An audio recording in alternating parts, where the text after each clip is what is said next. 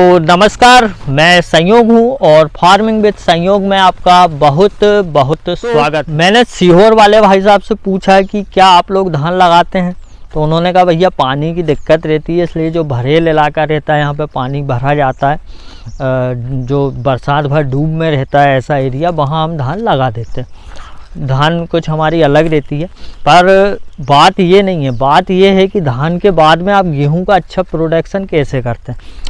उन्होंने मुझे दो बात बताई, दोनों बात मैं आपसे शेयर कर रहा हूँ कि धान जिस किसी भी खेत में हम लगाते हैं या मक्का जिस किसी भी खेत में हम लगाते हैं, उस खेत की मिट्टी से सबसे ज़्यादा मात्रा में जिंक की कमी हो जाती है। तो उन्होंने बताया कि धान वाले खेत में अगर हम गेहूँ लगाते हैं तो हमें उसमें यूरिया के साथ जिंक का इस्तेमाल ज़रूर से ज़रूर करना है। पहला उन्होंने अच्छे प्रोडक्शन में ये बात बताई, और दूसरी बात उन्होंने ये बताई कि आपके धान के खेत आप उसको कितने ही बखर लो, रोटावेटर चला लो, हैरो चला लो, आपकी मिट्टी भुरभुरी नहीं होगी। और जब तक मिट्टी भुरभुरी नहीं होगी तब तक गेहूं की जड़ें बहुत बढ़िया तरीके से नहीं फैलेगी।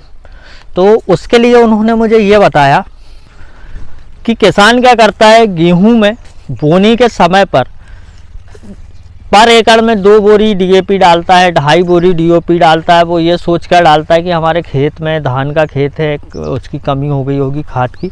उन्होंने कहा भैया मैंने मेरे धान वाले खेत में जहाँ मैंने धान लगाई थी उसमें मैंने 3 बोरी राखड़ यानी एसएसपी सिंगल सुपर फास्फेट मैंने अपने खेत में जब धान की कटाई हुई थी उसके बाद में, खेत साफ होने के बाद में, बखरनी से पहले मैंने 3 बोरी सिंगल सुपर फास्फेट डाल दी।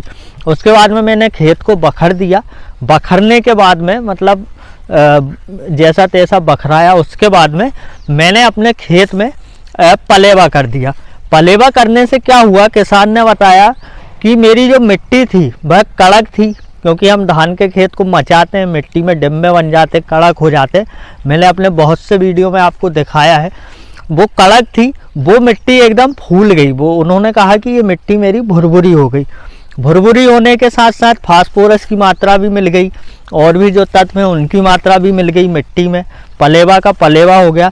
किसान ने कहा मैंने वैसे ही खेत में सिर्फ एक बखरनी करने के बाद में गेहूं बो दिया, डिम्बे कहीं से कहीं तक नहीं हुए। बोनी करने के बाद में मेरी मिट्टी स्पंज जैसी थी, बढ़िया थी।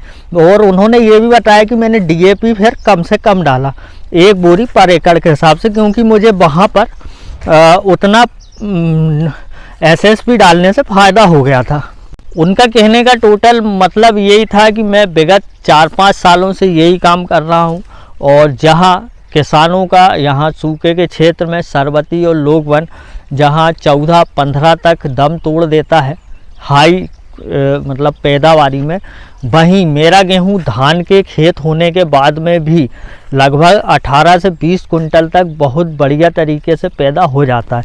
तो मैं उम्मीद करूंगा कि ये जो गेहूं की धान के खेत में हम कैसे बुआई करने वाली वीडियो है, ये आपको पसंद आई होगी, और आप इसे ज़रूर से ज़रूर शेयर करेंगे। और आप नए हों तो सब्सक्राइब भी कर लेना।